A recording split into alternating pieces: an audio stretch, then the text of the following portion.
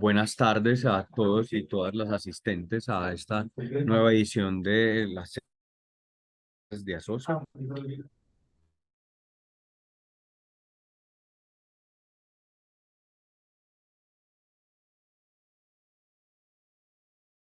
Vamos a arrancar. Unas notas sin poder empezar a ser grabada para el registro y posterior divulgación. Les pedimos por favor mantener sus micrófonos y cámaras cerradas. Discúlpenme que tengo bastante ruido de fondo. Y para sus preguntas y comentarios vamos a abrir el espacio al final de la sesión. En ese caso les pedimos que por favor indiquen su nombre y a quién va dirigida la pregunta a través del chat.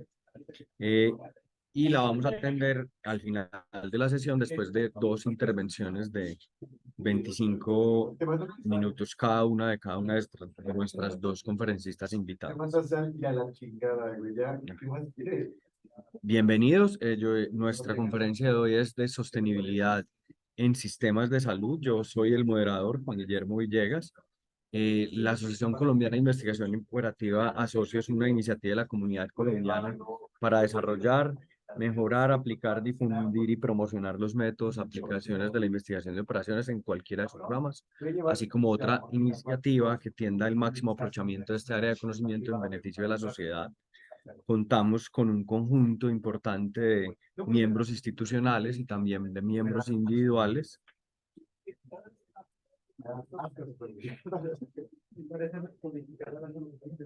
Y como objetivo principal tenemos uno de las conferencias virtuales nos brindan un espacio de reunión y difusión para la comunidad que con los objetivos estratégicos de reunión, desarrollo, reunión y divulgación. Y la estructura es la siguiente: la presentación de los conferencistas y luego las preguntas.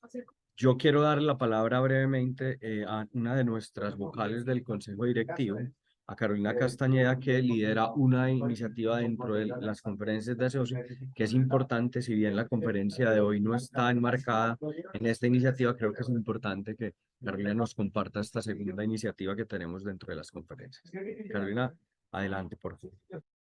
Muchas gracias, Juan. Pues buenas tardes a todos. Sí, bueno, dentro del ciclo de conferencias de asocio que se hace regularmente, generalmente 4 veces al año, tenemos una sesión especial dedicada a mujeres colombianas en IO.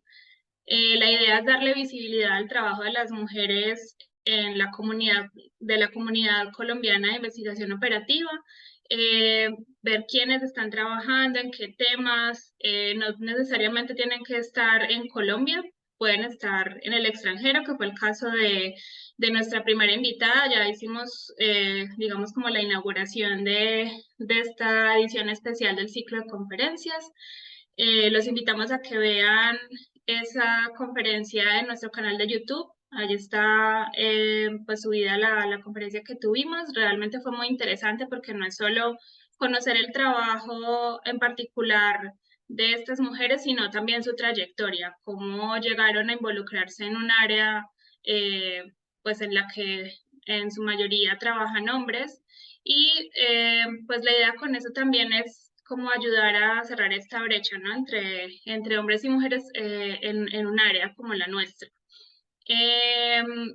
También es una actividad que está alineada con otras iniciativas de otras asociaciones, como la Asociación Latinoiberoamericana de Investigación Operativa, ALIO, que también tiene actividades en este sentido, como fue la convocatoria de infografía de mujeres en ALIO.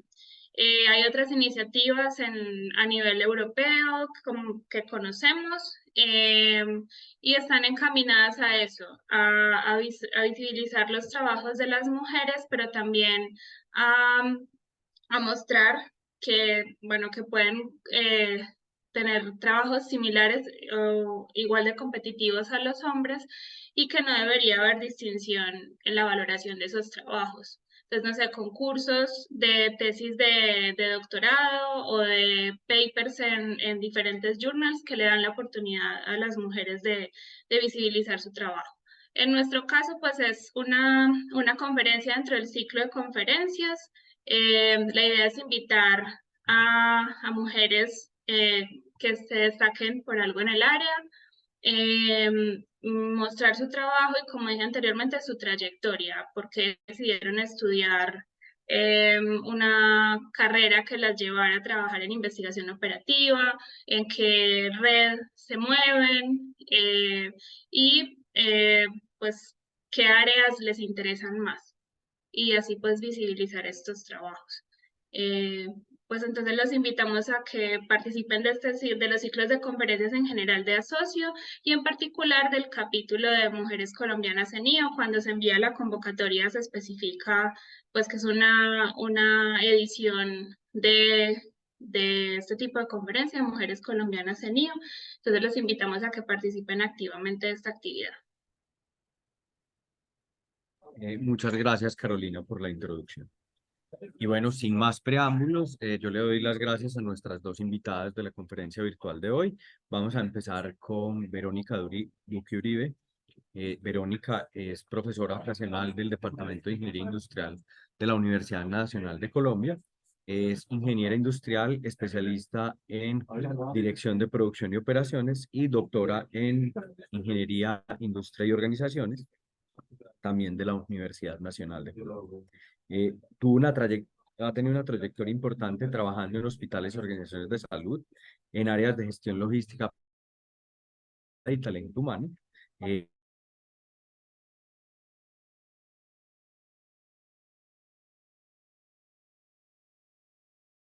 y entonces nos comparte su visión acerca de las cadenas en el contexto colombiano. Verónica, muchas gracias por aceptar la invitación. El auditorio es tuyo. Tienes 25 minutos para tu presentación y adelante. Gracias por estar aquí.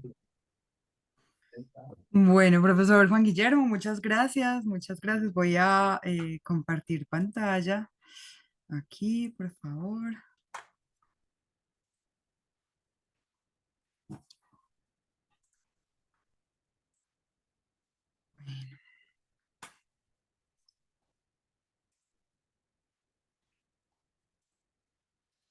¿Me confirman, por favor, si ahí están viendo bien la pantalla en modo completo?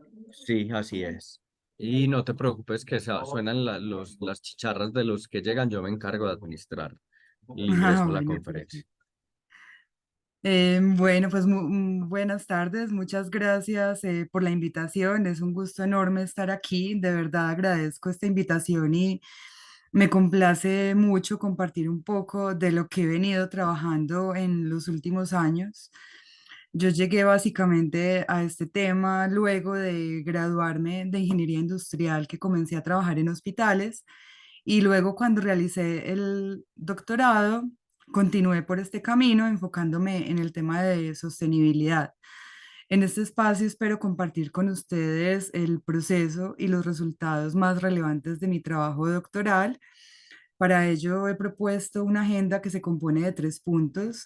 Primero, iniciaré presentando el contexto y las motivaciones, luego brevemente la metodología que guió la investigación y en tercer lugar presentaré los resultados y las conclusiones más relevantes. Bien, entonces, comenzando por los antecedentes, es importante hacer referencia al concepto de gestión de la cadena de abastecimiento, que todos sabemos que es un tema que cada vez se reconoce como más importante dentro de la comunidad académica y empresarial.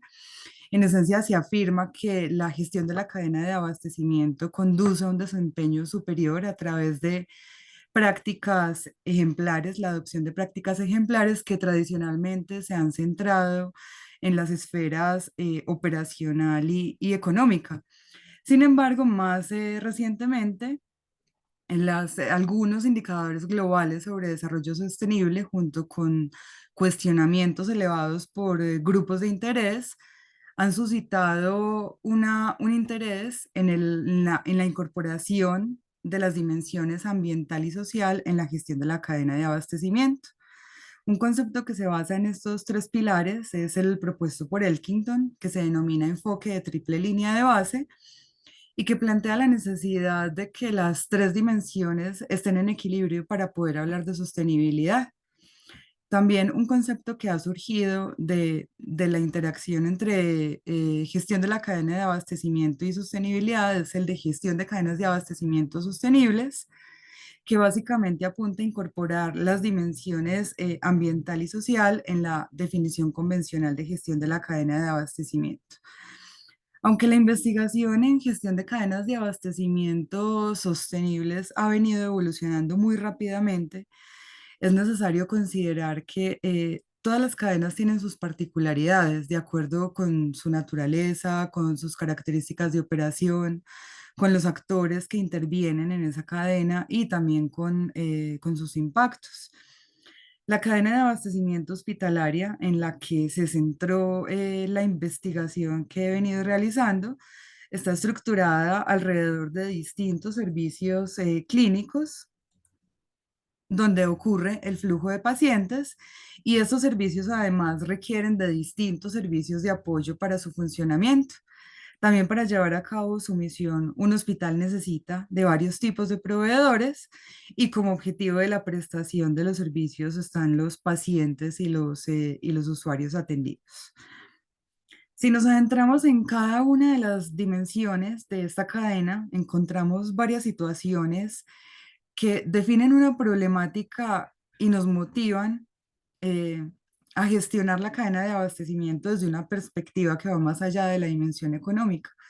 Precisamente desde esta dimensión es importante tener claro que el gasto en salud está creciendo, como bien lo reflejan cifras del Banco Mundial. Aproximadamente el 40% de este gasto en salud se atribuye a los hospitales y a su vez los costos logísticos de un hospital tienen una alta participación dentro del presupuesto de un hospital, por lo que evidentemente es necesario mejorar la eficiencia sin sacrificar la calidad. En la dimensión ambiental, los hospitales son grandes consumidores de recursos, por ejemplo, de energía, de agua. El transporte contribuye de manera importante a las emisiones de CO2, si bien el mayor aporte en términos de huella de carbono está dado por el abastecimiento. Y en materia de residuos, por ejemplo, Colombia es el segundo mayor generador de residuos peligrosos en hospitales y clínicas, pues los hospitales y clínicas son los segundos mayores generadores de residuos peligrosos después de las actividades asociadas a la extracción y producción de petróleo.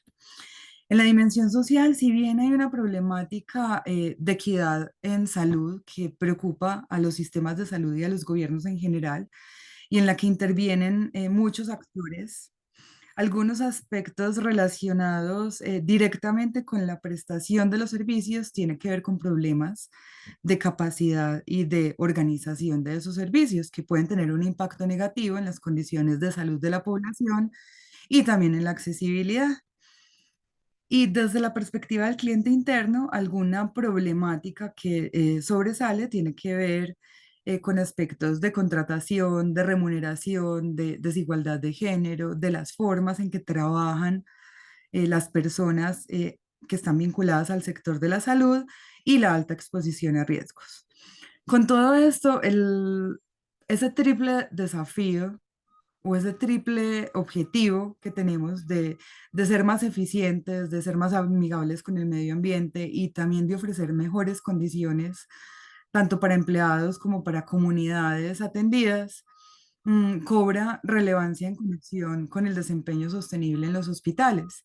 Esta problemática motivó en el sentido de mi equipo o de mi director y codirectora, ¿cierto? Durante mi proceso doctoral a realizar una revisión de literatura para explorar esos vínculos entre prácticas y desempeño, cómo los hospitales pueden ser más sostenibles desde una perspectiva más integral. Y encontramos que aunque la literatura en el campo de gestión de cadenas de abastecimiento sostenibles está creciendo en el sector manufacturero, la literatura es escasa en servicios de salud y parece no haber suficiente claridad sobre cómo los hospitales pueden mejorar su desempeño ambiental, social y económico a través de la implementación de prácticas.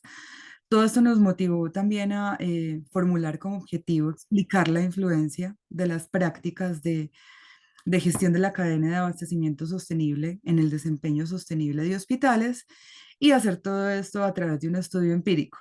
En este sentido, propusimos una metodología compuesta por 4 etapas. Luego de establecer la fundamentación teórica a partir de la revisión de literatura, optamos por la encuesta como diseño de investigación. Luego pasamos a la implementación, donde seleccionamos la población y la muestra y desarrollamos y validamos el cuestionario para luego aplicar.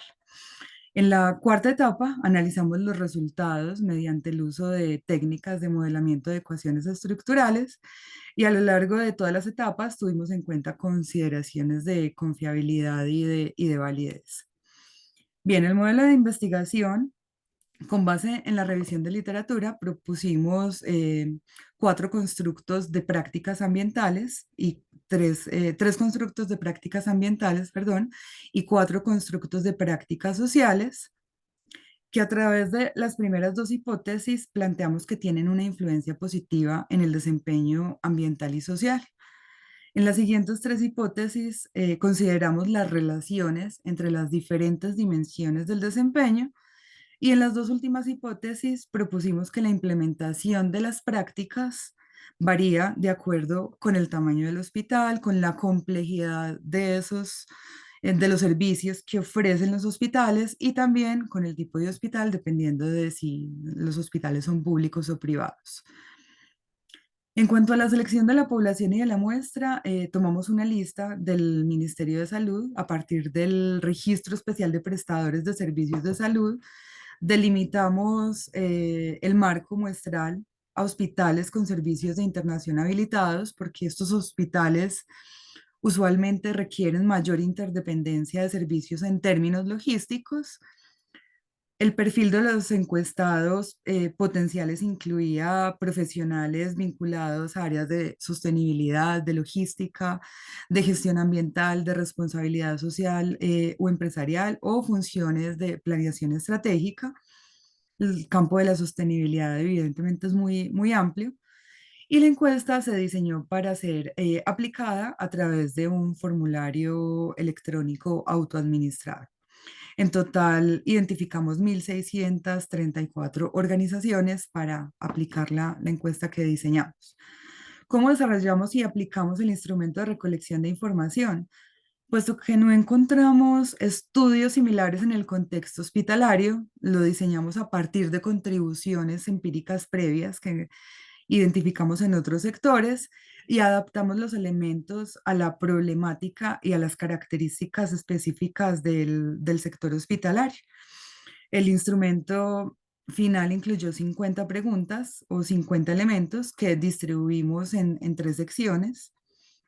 La validez de contenido fue verificada por 6 académicos y por 2 directivos de hospitales. La validez de constructo la evaluamos a través del modelo de medición en una prueba piloto. Y aquí pues cabe señalar que está en proceso de producción un artículo que recientemente nos aceptaron sobre este proceso de validación del instrumento de recolección de información, de manera que próximamente estará disponible. Cuando aplicamos el instrumento en todas las organizaciones de la muestra, obtuvimos 210 respuestas utilizables que recibimos entre junio y diciembre del año 2020, lo que resultó en una tasa de respuesta del 16% que consideramos fue apropiada basándonos en estudios previos en el campo de gestión de cadenas de abastecimiento sostenibles, como también pues lo respalda alguna literatura o dan como referencia. En cuanto al perfil de los hospitales y encuestados, aquí un análisis demográfico de los participantes nos indicó que la mayoría de los hospitales encuestados son pequeños. El 73% de los hospitales encuestados tienen 100 camas o menos, tenían 100 camas o menos. El 22% son medianos y el 5% son grandes. Esto no dista mucho de la composición de la población en términos o a nivel Colombia. En cuanto al tipo de hospitales, el 56% son públicos y el 44% son privados. En términos de la complejidad, el 42% ofrece solamente servicios de baja complejidad, que también se corresponde mucho con el tamaño de esos hospitales, este resultado, seguido por un 25% de los hospitales que ofrece también servicios de mediana complejidad y un 33% de alta complejidad. La mayoría de las personas encuestadas ocupaban cargos de director o gerente, ¿cierto? De alta dirección o también de jefaturas, principalmente de planeación y de calidad. En este sentido, 2/3 de las personas encuestadas se ubican aquí en cargos de alta dirección. Y aquí pues sobresale la diversidad de roles que contestaron la encuesta porque pues todavía es difícil encontrar en los hospitales que exista un rol específicamente para sostenibilidad al cubrir tantos temas de diversa naturaleza. Para el análisis de los datos que recopilamos, utilizamos modelos de ecuaciones estructurales, ya que esto nos permitía incluir variables no observables se considera potente cuando se trata de datos complejos, específicamente empleamos el modelo de mínimos cuadrados parciales debido a que en la utilidad, en la literatura, la literatura le ha conferido utilidad y flexibilidad a este tipo de metodologías y de técnicas y utilizamos el software Smart PLS. Aquí evaluamos el modelo de medición en primer lugar, luego evaluamos el modelo estructural y realizamos un análisis multigrupo para abordar las variables moderadoras. Para evaluar la significancia estadística de los resultados, utilizamos una técnica de bootstrapping con 5.000 submuestras. Bien, ¿qué encontramos entonces? Inicialmente con la evaluación del modelo de medición que nos permitió confirmar que ese instrumento realmente era adecuado para medir lo que nos proponíamos o esos elementos de medición. Entonces concluimos que estos eran adecuados para medir esos constructos propuestos, porque aquí el alfa de Cronbach fue significativo, también la fiabilidad compuesta y la varianza media extraída fue cercana o superior a 0.5. La validez discriminante también fue favorable, también fue satisfactoria en la medida que todos los valores estuvieron por debajo de 0.9 del ratio heterotrade-monotrade. Y con esto nos permitió concluir que no teníamos mayores problemas de multicolinealidad.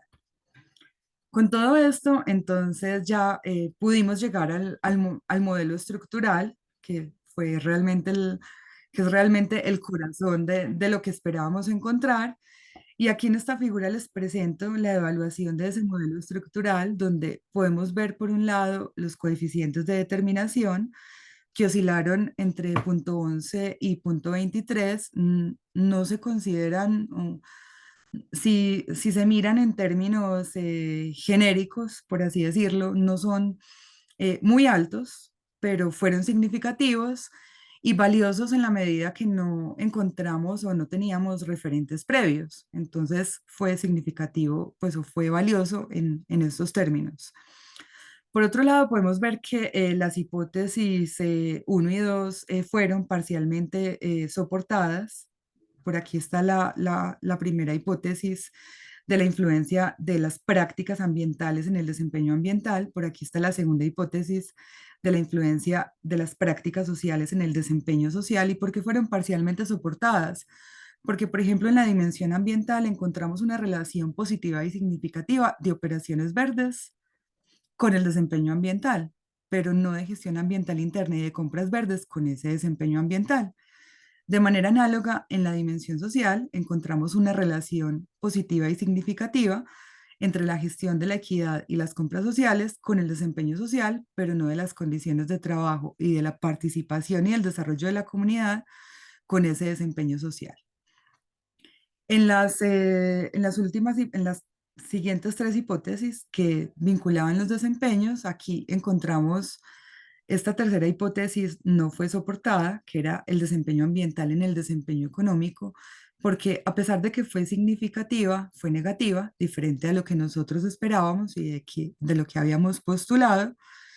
Mientras que esta relación del desempeño social en el desempeño económico sí fue soportada, fue positiva y significativa, y este resultado fue muy valioso o muy alentador porque con ello podríamos decir que si los hospitales tienen un desempeño social positivo, esto influye de manera indirecta en el desempeño económico. De manera que este resultado es alentador. Y aquí en esta relación del desempeño ambiental en el desempeño social, aquí no encontramos que fue significativa, por lo que no pudimos soportar esta hipótesis. Aquí entonces encontramos resultados tanto esperados como no esperados, ¿cierto? Aquí, particularmente en la esfera ambiental, la no contribución de este tipo de dimensiones al desempeño ambiental puede deberse a que los hospitales o se requieren mecanismos de coordinación externa más fuertes con otros actores de la cadena para realmente lograr un desempeño ambiental, mientras que las operaciones verdes pueden estar más bajo el control de los hospitales como organización focal. En la parte social, pues aquí también necesitamos más evidencia empírica es deseable a través de otros estudios porque encontramos algunas coincidencias y no coincidencias con otros estudios. ¿Qué pasa? En otros estudios pues han sido realizados no necesariamente o no en el sector salud, no en el sector hospitalario, y pues esto puede influir en los resultados y además de eso pues se han realizado en contextos en otras regiones, en Asia y en Norteamérica. Aquí, frente a esta relación del desempeño ambiental con el social, pues más evidencia también es deseable porque eh, todavía no hay mucha claridad sobre los efectos específicos de los aspectos ambientales en la salud de las personas, y los hospitales y los sistemas de salud recién están empezando a valorar estas cuestiones y a cuantificar esos efectos que nos permitan avanzar en la discusión y en probar o fortalecer esa evidencia empírica para soportar estas hipótesis. Bien, con respecto a las variables moderadoras, los resultados nos mostraron diferencias no significativas entre, pues, o que no existían diferencias estadísticamente significativas. Es decir, que todos los hospitales, que el modelo que se planteó podía ser válido y aplicable o interpretable a la luz de todos los hospitales, independientemente de su tamaño, de la complejidad de los servicios ofertados o del tipo de hospital. Aunque no fue soportada la hipótesis, el resultado fue positivo en términos de que nos permitió generalizar hacia la teoría, el modelo. Como conclusiones y recomendaciones de investigación futura, en primer lugar es importante mencionar que esa investigación surgió con la intención de proporcionar evidencia empírica con respecto a las prácticas que influyen en el desempeño sostenible. Es absolutamente claro que el mundo necesita hospitales más sostenibles, no solamente desde un punto de vista económico, que tradicionalmente o muy frecuentemente es la dimensión que más nos preocupa, sino también desde la dimensión ambiental y social, por toda esa problemática y por la incidencia de los hospitales en estas dimensiones, por el significado que tienen en estas dimensiones. Ese estudio es el primero que hemos identificado en el contexto hospitalario y y lo catalogamos como innovador en dos sentidos. Primero, porque eh, la mayoría de los estudios de gestión de cadenas de abastecimiento sostenibles han estado enfocados en organizaciones manufactureras, pocos han estado enfocados en el sector servicios y menos aún en hospitales. Y también porque esta investigación o la investigación en el tema ha predominado en Europa, en Asia, en Norteamérica y poco en países como Colombia, de manera que resultados nuestros podrían aportar a este campo de conocimiento. podría ser desde un punto de vista teórico un punto de partida para otros estudios que permitan confirmar o contradecir los resultados que se encontraron, de manera que podamos acumular cada vez más evidencia empírica que pueda fortalecer el cuerpo de conocimiento en el campo y también la investigación aplicada en organizaciones de salud. Aquí es muy interesante, por ejemplo, o la cantidad de estudios y de trabajos que se han venido haciendo desde Asocio, desde diferentes frentes. Y pues en este sentido, la intención es aportar también desde esa perspectiva teórica. Y desde una perspectiva gerencial, los resultados en sí muestran que los hospitales deben enfocarse o deberían enfocarse en las prácticas para las que encontramos una relación positiva y significativa con el desempeño, específicamente operaciones verdes, gestión de la equidad, compras sociales, para que se pueda lograr un desempeño más sostenible. Las implicaciones de estos resultados también pueden ser útiles para formuladores de política pública, de manera que se pueda impulsar el desarrollo de estrategias que promuevan la implementación de las prácticas identificadas. Hay países que identificamos que están muy avanzados en este sentido, el caso de Reino Unido, ¿cierto? Donde hay multiplicidad de casos que se han apoyado y gestado incluso desde el Servicio Nacional de Salud. También está el caso de Francia y la mayoría, pues y muchos países, sobre todo europeos. Algunas oportunidades de investigación futura. Aquí hay muchas cosas por hacer. Mm, una de ellas es replicar este estudio en otros países, contextos y también organizaciones de salud, por ejemplo, organizaciones ambulatorias, ¿cierto? Aquí es claro que lo que hicimos fue delimitar ese marco muestral a instituciones con servicios de internación habilitados, entonces sería interesante ver qué pasa en el resto de organizaciones que componen el sistema. También incorporar nuevas variables y modelos de investigación. Sería muy interesante desde una perspectiva de investigación de operaciones también incorporar elementos cuantitativos, de optimización y demás que pudieran mejorar o avanzar en los resultados que encontramos. También en términos de antecedentes, de facilitadores, barreras, presiones, profundizar en estos aspectos que permitan darnos una mejor comprensión de los resultados. Asimismo, utilizar enfoques y técnicas que complementen metodológicamente lo que encontramos, técnicas de corte cualitativo, técnicas también longitudinales para evaluar la evolución de la implementación de esas prácticas en hospitales y de su relación con el desempeño. Y finalmente, realizar una investigación post pandemia, porque como se mencionó en la parte metodológica, los resultados los obtuvimos a pesar de que preguntamos o indagamos por los últimos años, pues indudablemente también puede haber un sesgo ahí por haber realizado el estudio en pandemia y sería interesante contrastar todo lo que encontramos de cara a un nuevo estudio y también ver cómo la nueva realidad ha cambiado en los hospitales en términos de la implementación, de las prácticas y de los aprendizajes también que tuvimos con la pandemia. Bien, eso era lo que tenía para presentarles en el tiempo. Espero pues haberme ajustado aquí al tiempo que estaba previsto y estaré aquí muy, muy atenta a las preguntas en el momento que ya se realice. Verónica, muchas gracias por ajustarte al tiempo y por compartir tan interesante investigación en el contexto colombiano. Les recuerdo que nuestro diseño del ciclo de conferencias deja las preguntas hacia el final, así que si tienen preguntas para Verónica, les agradecería que se las guarden hasta el final. Y le vamos a dar paso a la profesora Alba Olivares. La profesora Olivares es matemática, magíster en matemáticas avanzadas y doctora en matemáticas de la Universidad de Sevilla.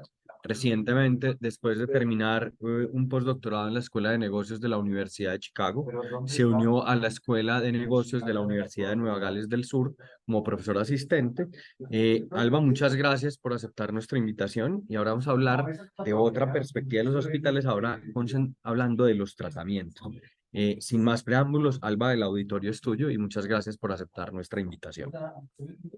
Muchas gracias, Juan y Nicolás, por invitarme. Y también muchas gracias, Verónica, por tu presentación. Me temo que la mía es mucho menos empírica, todavía no tengo como resultados empíricos, estamos como intentando desarrollar todas las herramientas necesarias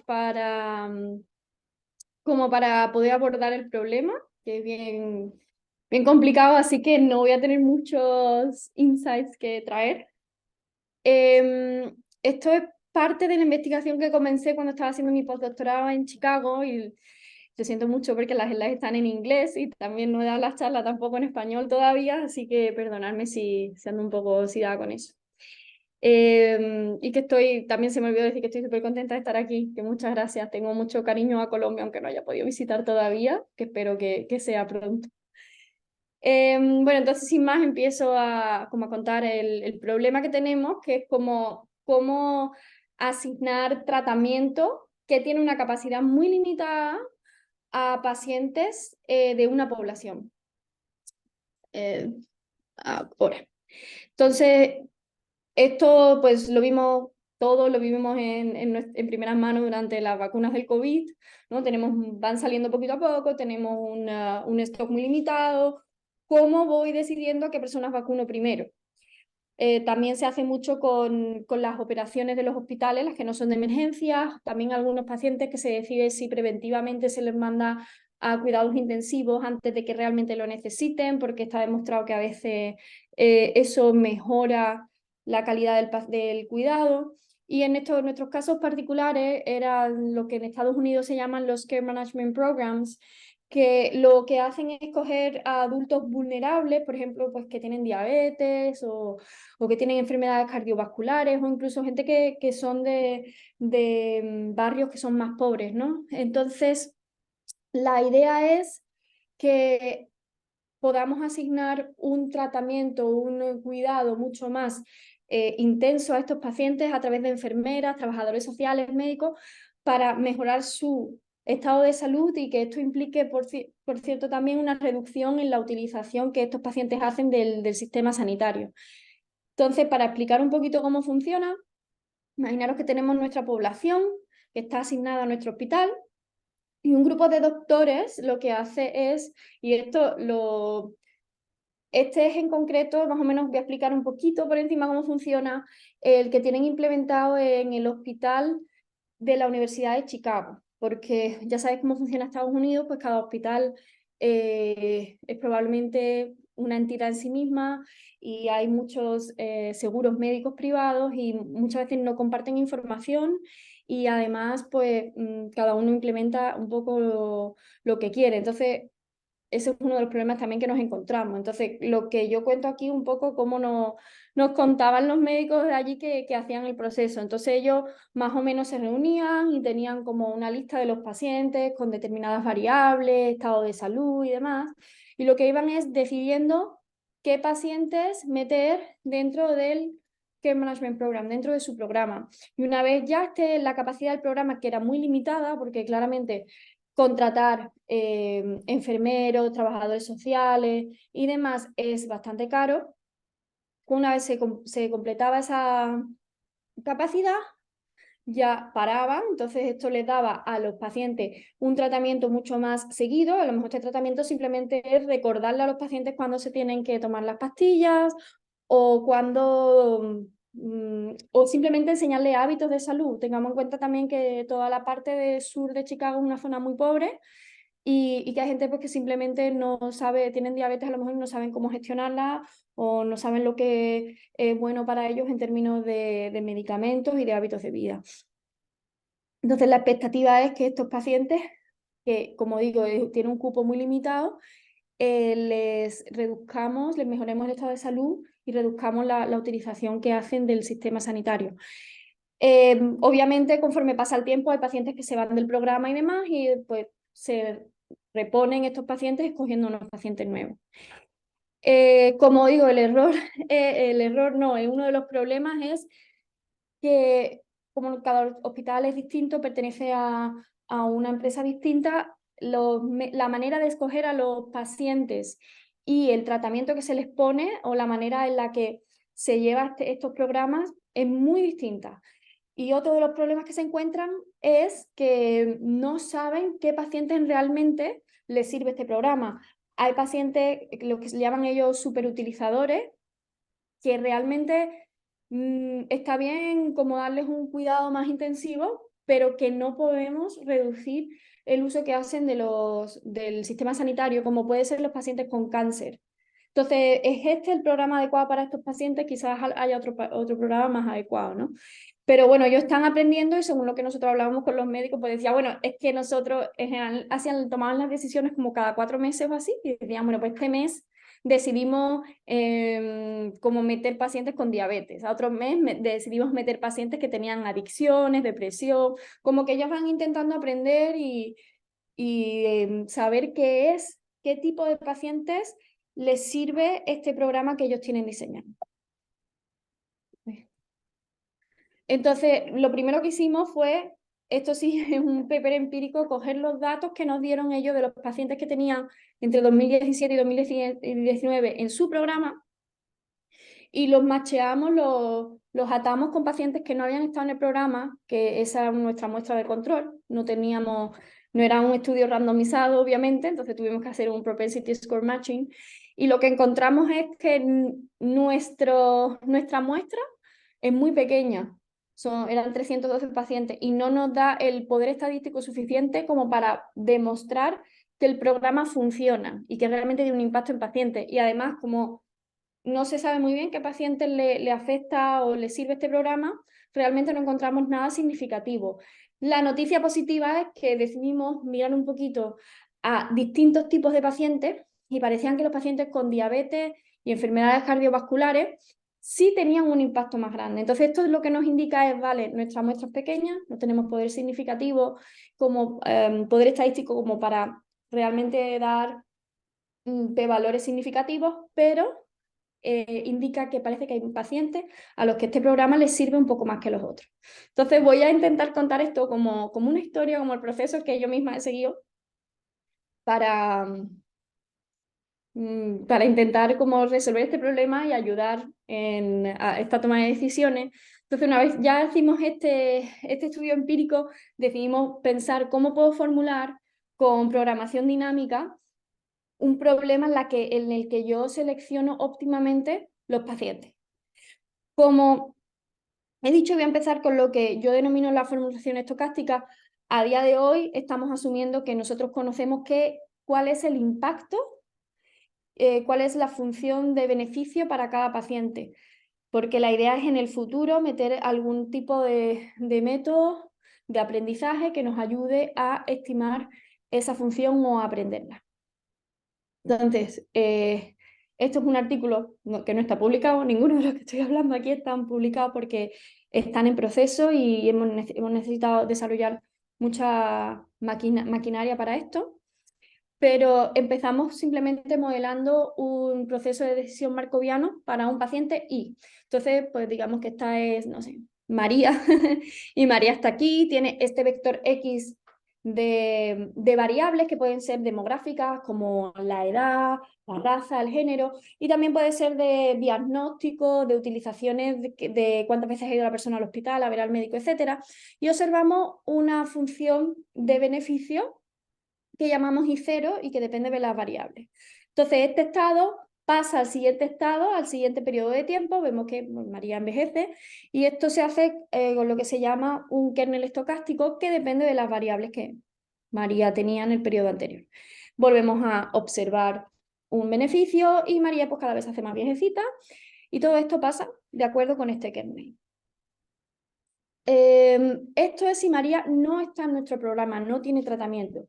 En un determinado punto, como en el periodo T+1, podemos decidir que María pase a ser tratada, se meta en nuestro programa de Care Management, tomando esta decisión U. Y entonces vemos que María, en vez de estar en una sillita de ruedas, pues quizás el estado que va a tener va a ser distinto, va a encontrarse pues más viejecita, eso no lo podemos cambiar, pero en un mejor estado de salud.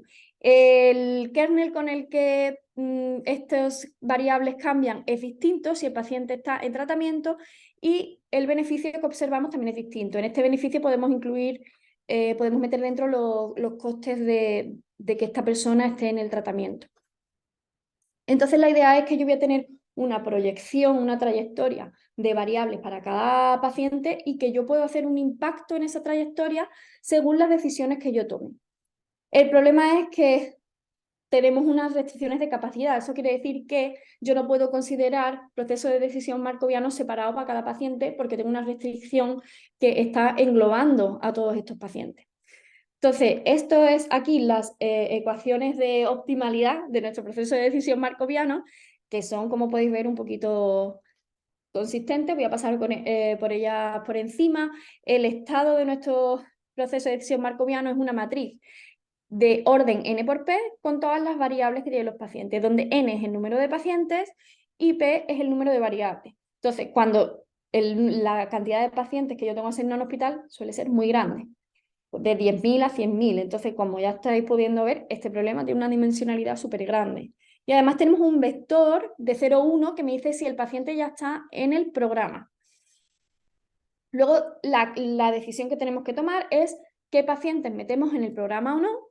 Y como siempre con los procesos de decisión markovianos tenemos una función de valor que le asigna un valor a cada estado. Y disculpadme si no estoy usando la terminología que normalmente usáis en Colombia. Yo cuando he hablado con algunos investigadores de Colombia sé que algunas palabras las usáis distintas. Entonces, perdonadme si algunas palabras no las estoy diciendo como estáis acostumbrados.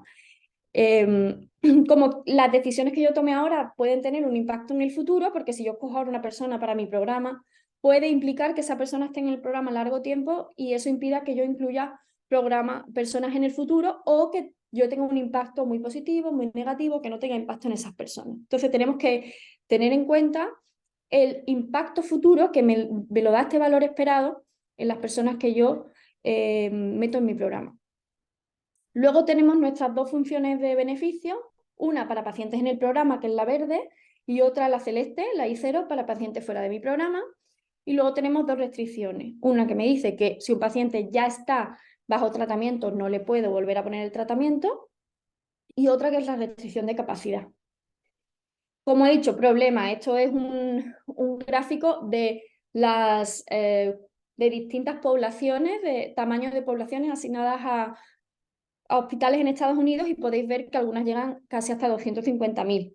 Como decía entonces, el problema de antes es que es muy grande, pero no solo que tengo un problema de dimensión, sino también que estoy asumiendo que tengo información actualizada de todos los pacientes todo el tiempo. Eso no es realista porque tengo una población súper grande, estoy asumiendo que tengo información de todo cuando hay pacientes que tienen síntomas y no van al médico, o en este caso de Estados Unidos también cambian de estado, van a otro hospital y como no comparten información, yo no tengo esa información. Entonces no es realista asumir que tengo información actualizada de todos los pacientes todo el tiempo. Entonces nos encontramos con un problema, que es, vale, no podemos resolver nuestro problema de optimización porque es muy grande, porque no tenemos la información adecuada, etc. ¿Qué pensamos? ¿Cómo podemos en realidad manejar una población? Porque el problema que tenemos es que no tengo 4 pacientes, que tengo una población entera. Entonces la idea es que en vez de optimizar cada paciente por separado, bueno, todos juntos en un programa de optimización, yo voy a pensar que mis pacientes son una población y voy a optimizar la distribución de mis pacientes. Esto le llamamos la formulación medida, no sé cómo decir esto en español.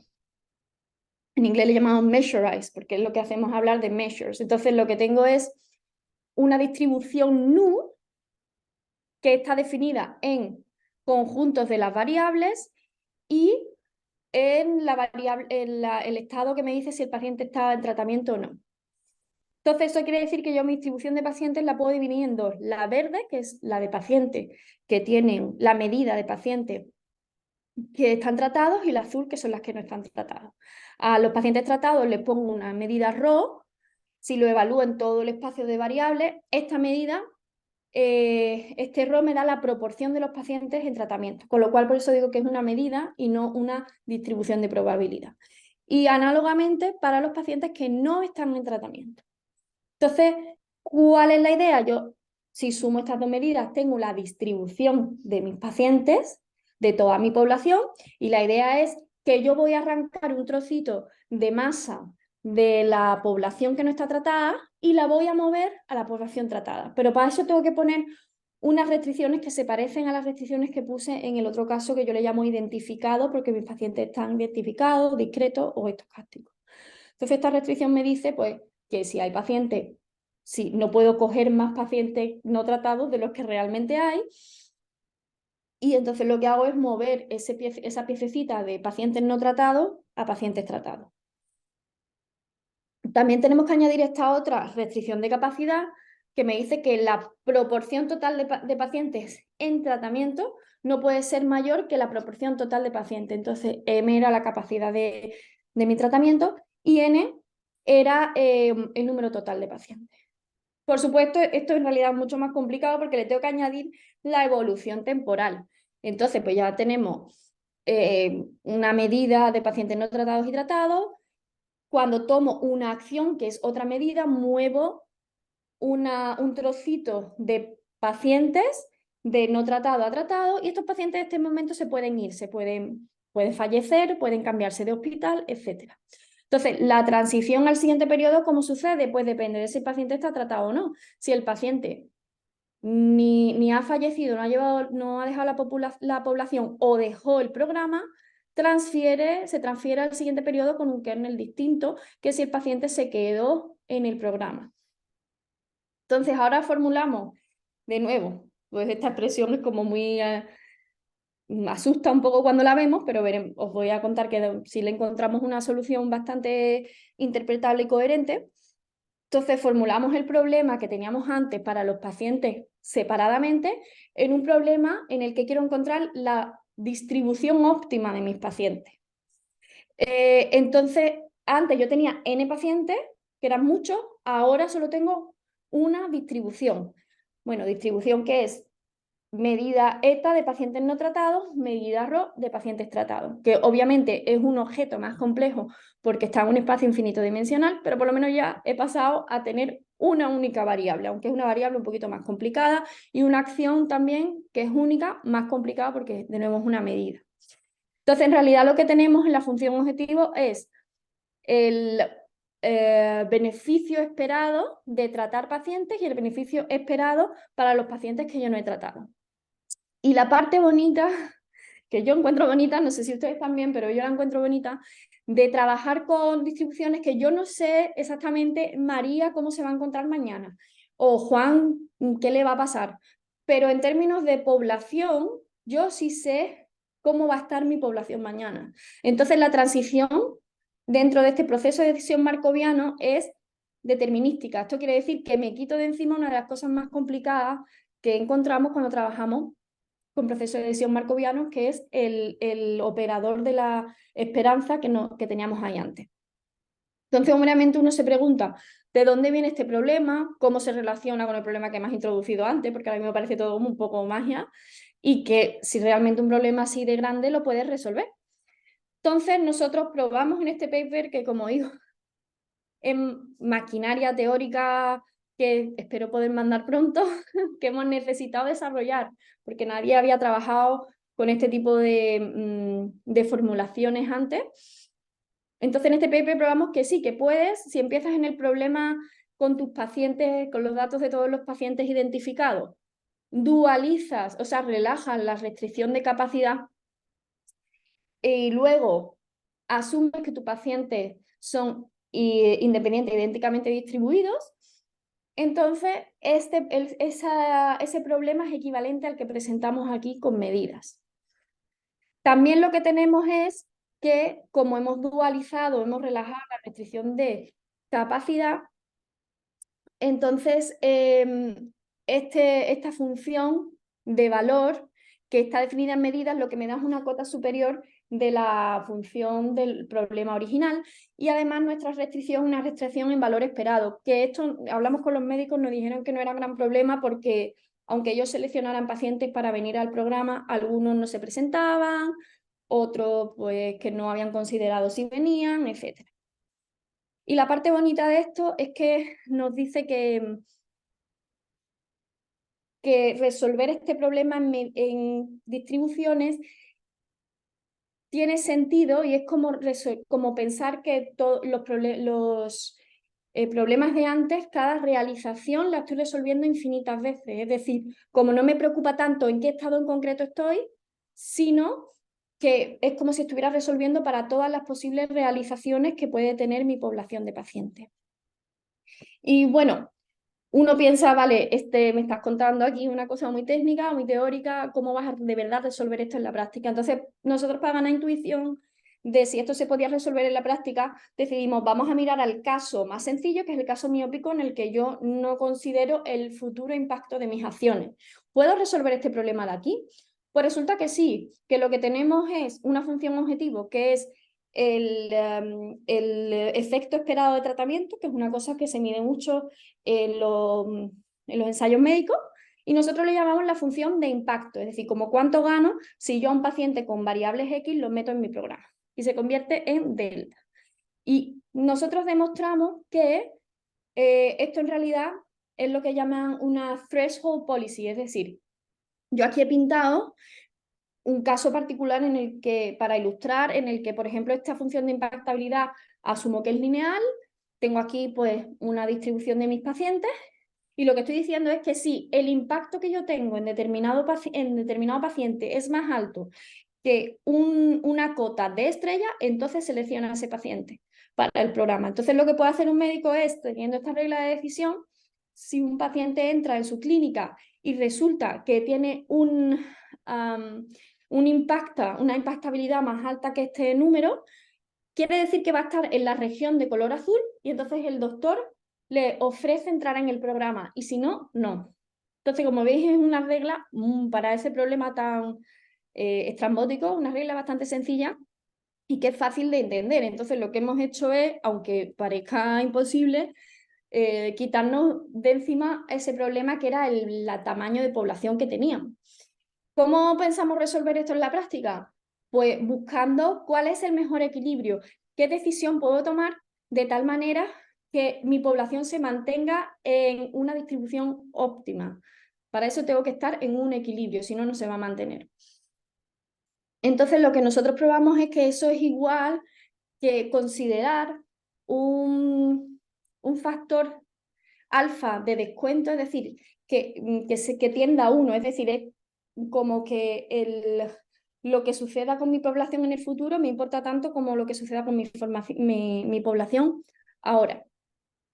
Entonces formulamos el problema de encontrar el mejor equilibrio para mi población y hacemos, que no me quiero enrollar porque voy un poco justa de tiempo, pero lo que hacemos es aproximar, esto se llama el Approximate Dynamic Programming, que es aproximar la función de valor mediante unas funciones que esta phi que veis aquí, unas funciones base, que para los médicos pueden ser pues cosas que ellos pueden observar fácilmente, como cuántas veces ha ido esta persona a este especialista, o los Quality Adjusted Life Years, no sé cómo se dice eso, que son los QALYs, es decir, cosas que los médicos puedan computar más fácilmente. Intentamos aproximar la función de valor usando esas funciones base.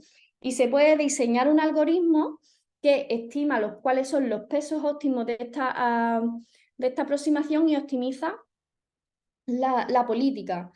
Nosotros demostramos que realmente encontrar los pesos óptimos equivale a encontrar los K pacientes, donde K es el número de funciones base que estoy usando, los K pacientes que mejor y más ideales son, tanto en tratamiento como en no tratamiento.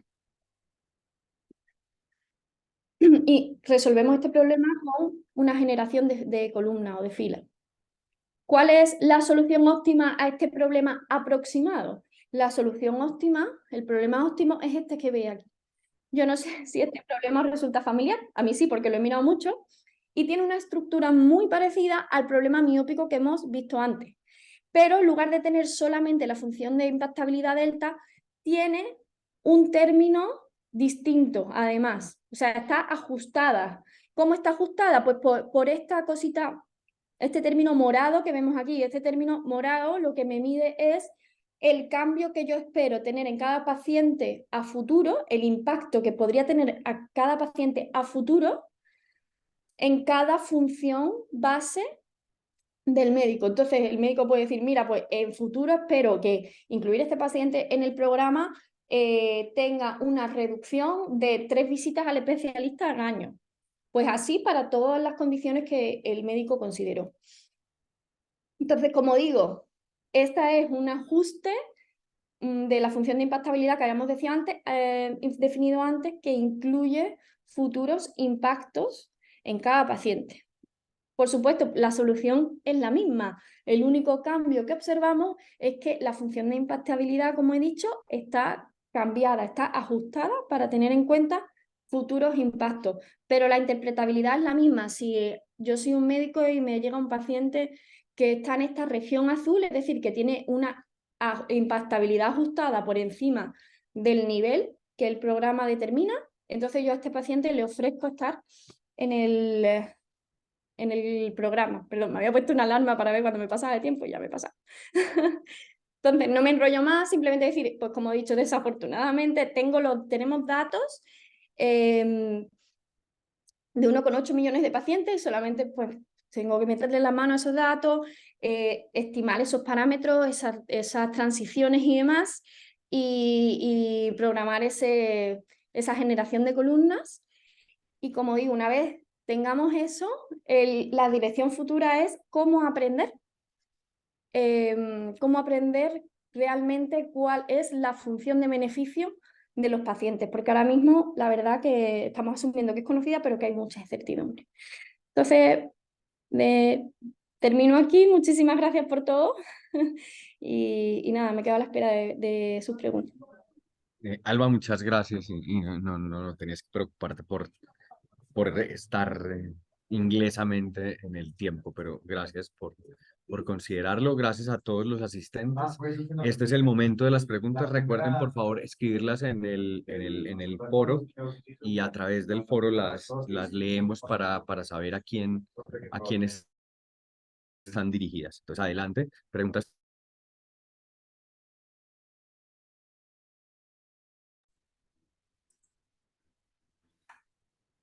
tanto para Verónica como para Alba. Intento hacerle una pregunta. Se anima, yo le voy a hacer una pregunta a Verónica. Déjenme yo la pongo aquí. Cuando estabas poniendo en el contexto el problema, pues tu estudio hablaba del talento humano como algo muy importante en el sistema de salud, en un servicio cualquiera, pero en el sistema de salud y sus condiciones, y luego cuando hablas del impacto social, nos muestras que en sostenibilidad social esa relación no terminó siendo validada, esa hipótesis que tenías. ¿Cómo lo explicas? ¿Cómo discutes ese resultado de tu estudio? ¿Cómo lo ves? Bueno, aquí hay algo clave y es que, bueno, por cuestiones de tiempo, de alcance de la investigación, entonces ahí hay, como mencioné también en los resultados, obtuvimos respuestas por hospital, una respuesta por hospital, ¿cierto?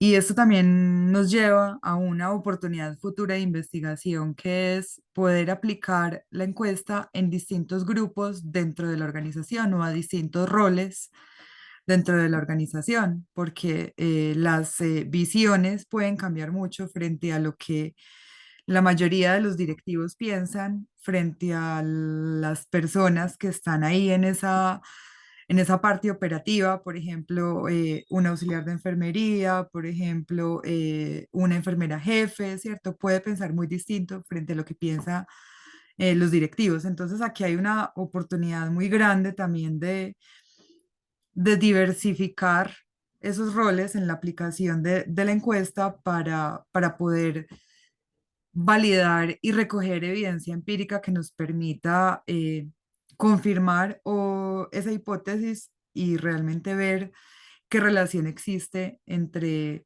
esas prácticas de gestión relacionadas con las condiciones de trabajo y el desempeño social. Yo creo que ahí hay Ahí puede ser, eso puede haber sido lo que no nos permitió tener unas conclusiones contundentes por la diferencia en las respuestas o de percepciones, ¿cierto?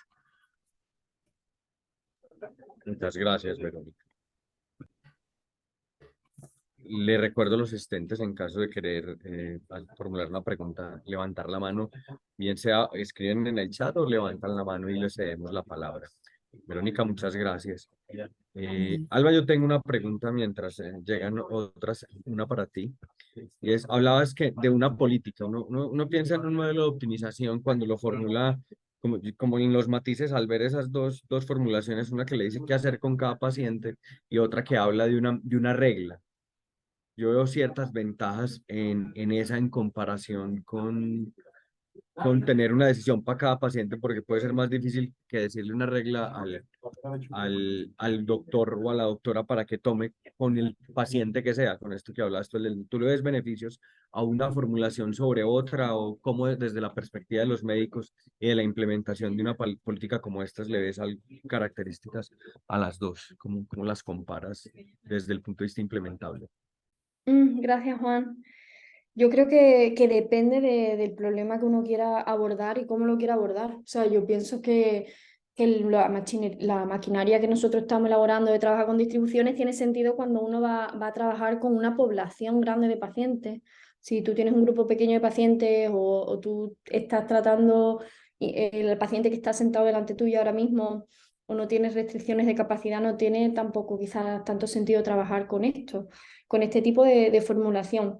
Le veo sentido eso cuando estás trabajando con una población y quieres tomar decisiones con respecto a una población, hacia dónde se dirige mi población, cómo manejo todos estos datos y todas estas personas, donde el objetivo es que mi población en general esté lo más sano posible. Cuando el paciente se te sienta delante tuya, ese paciente, el médico quiere que ese paciente en concreto, qué le doy, cómo lo trato, qué le digo. Entonces, en ese caso no, pero en el caso de querer tomar decisiones en torno a una población grande, sí tiene sentido y además creo que es útil, pues como digo, porque realmente uno no tiene la información de cada paciente por separado.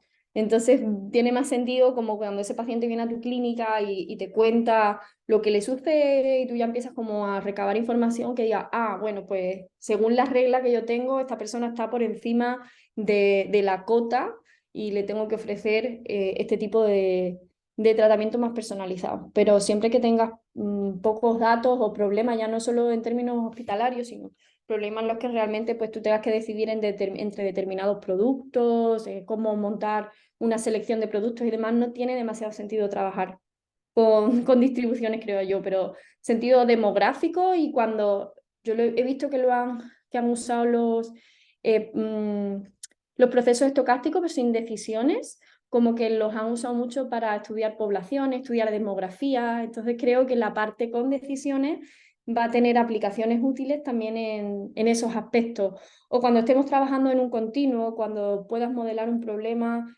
que esté definido, pues, por ejemplo, en un terreno que es algo espacial y por tanto continuo. Entonces, depende de cómo la naturaleza del problema, yo creo que conviene más una u otra. Creo que no hay una que gane en todo. No sé si esto te responde. Sí, sí, muchas gracias.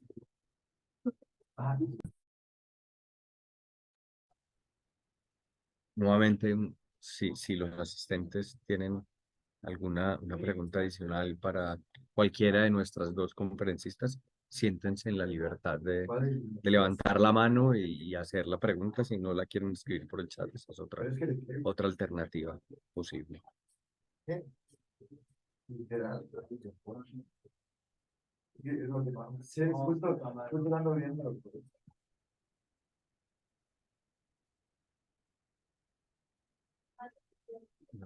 Yo voy a aprovechar para hacer una segunda para Alba, en que hablabas de unas enfermedades específicas en las que en el estudio empírico parecía eh, tener un impacto, a pesar de que en el estudio completo no lograba mostrarlo.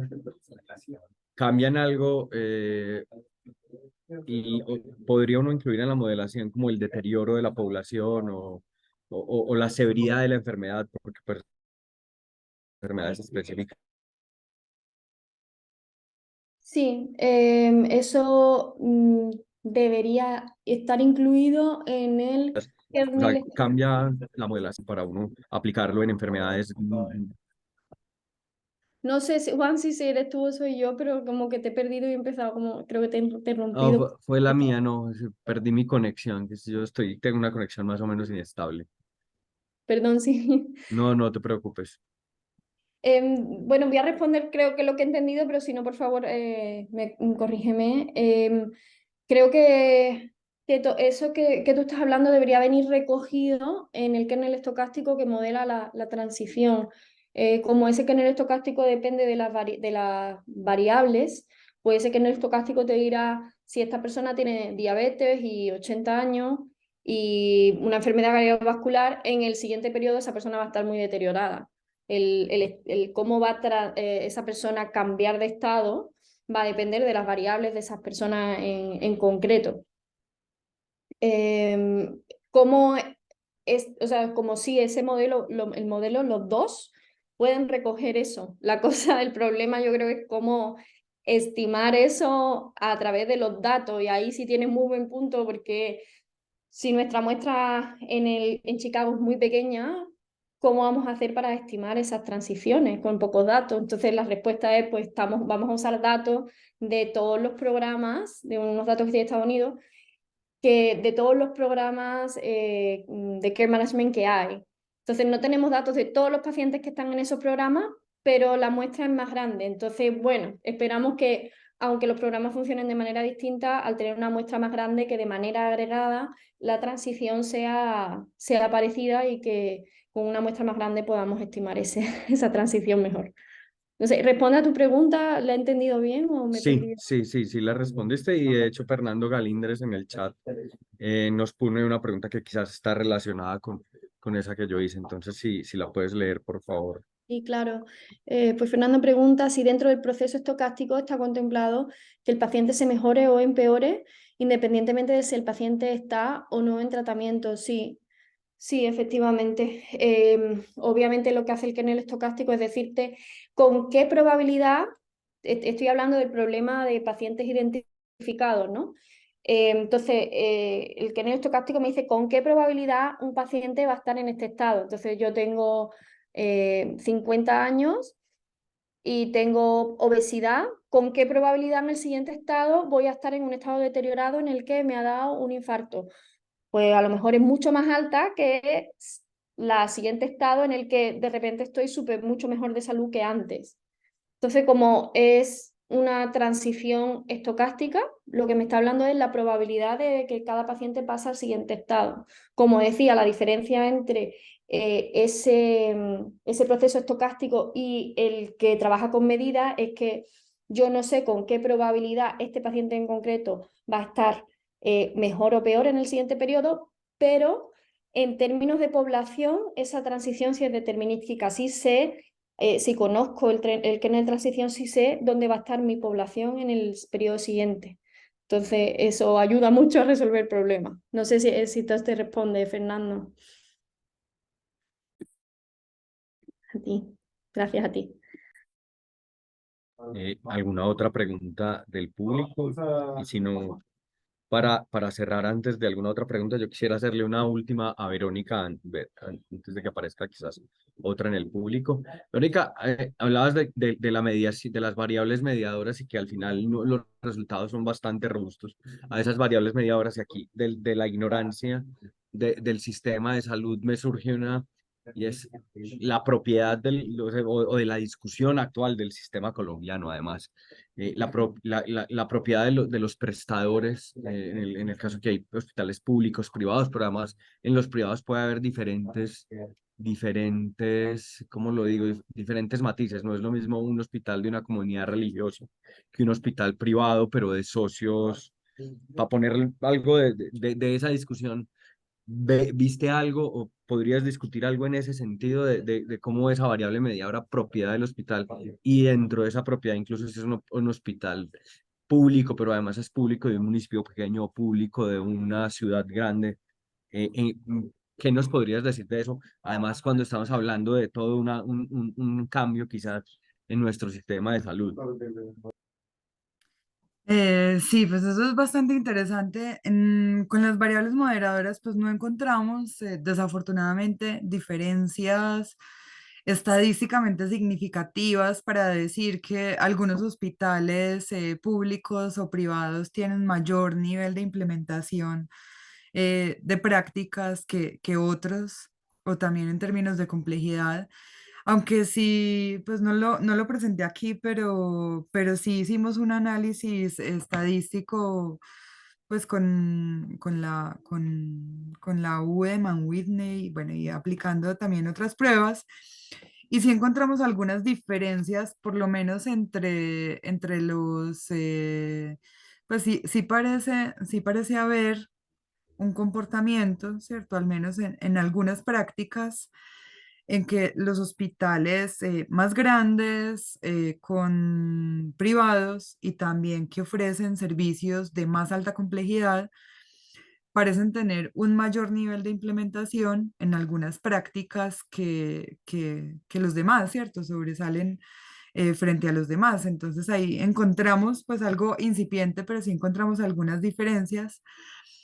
Y en términos regionales, pues sí nos quedamos con la gana de saber un poquito más, con las ganas de saber un poquito más sobre esto, porque pues ahí sí no encontramos todavía resultados muy concluyentes, como nosotros también nos ubicamos en los hospitales que identificamos y distribuimos el cuestionario y trabajamos con la tasa de respuesta que obtuvimos. Entonces, pues también sería muy valioso poder tener información que fuera representativa, ¿cierto?, sobre cada uno de los municipios para tener conclusiones ahí más contundentes al respecto. En cuanto a las regiones, ahí sí tenemos variaciones muy grandes y todavía, y no muy dicientes. Ahora, frente a la situación actual de los hospitales, pues es claro que, y de nuestro sistema de salud, pues también sería bueno pensar en cómo todas las cosas que se vienen también con la reforma, por ejemplo, todas las modificaciones en términos de los centros de atención primaria en salud, entonces también cómo eso va a modificar la gestión misma de lo que definimos o llamamos como hospitales. Entonces, pues bueno, ahí vendrán también muchos retos en su momento, ¿cierto? Yo creo que de manera más dispersa será más disperso el esfuerzo que tengamos que hacer ahí en ese sentido, pero bueno, ahí. Y bueno, es interesante también lo que plantea el profe Juan Guillermo frente a las distintas modalidades que aún los hospitales, siendo públicos o privados, tienen dentro de sus mismas clasificaciones. Por lo que mencionaba, por ejemplo, de si el hospital es religioso o si tiene algún otro enfoque o algún otro sentido o propiedad misma, ¿cierto? Entonces, pues ahí también, ahí tenemos a futuro estudiar más variables moderadoras, ¿cierto? Igual, pues tenemos resultados del estudio y podríamos dirigir esfuerzos de análisis a tomar esos elementos en cuenta. Hasta ahorita no lo hemos hecho, pero también, por ejemplo, los hospitales acreditados versus los no acreditados o los que llevan muchos años de funcionamiento frente a los hospitales más nuevos. Y por supuesto, un análisis regional sería muy importante. Incluso dentro de las respuestas recibidas, una de las cuestiones que nos pareció inquietante es que no recibimos respuestas de la región del Amazonas y de todos los departamentos que están ahí anexos, ¿cierto? O de esa región, aunque el instrumento se distribuyó por igual a todos los hospitales en todas las regiones del país. Entonces, esto también coincide con que muchos de los departamentos de esa región sobresalen también en informes o en reportes de orden nacional y no precisamente por su buen desempeño o por su posición o por las características en términos de necesidades básicas insatisfechas y demás, ¿cierto?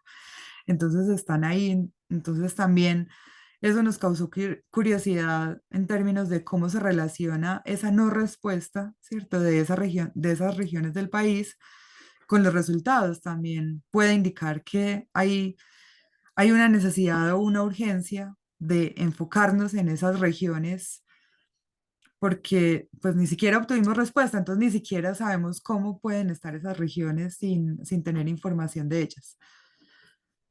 De manera pues que eso haría parte como de también de varios estudios o proyecciones que tendríamos a futuro.